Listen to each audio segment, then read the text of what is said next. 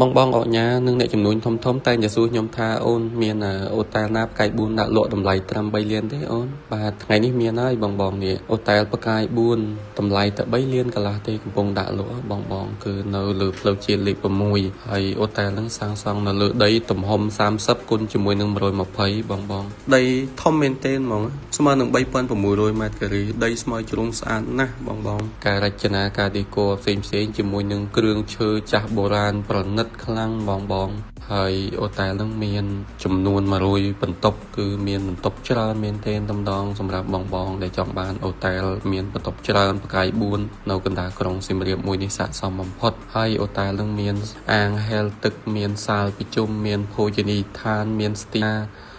គឺមានសពគ្រប់តម្ដងនៅក្នុងអូតែលហ្នឹងបងជួយមកមើលអូតែលបើសិនជាអូតែលផ្សេងតម្លៃបើមិនទៀបជាង10លានទេបាទបងសម្រាប់អូតែលនេះគឺតម្លៃត្រឹមតែ3លានកន្លះទេគឺតម្លៃល្អខ្លាំង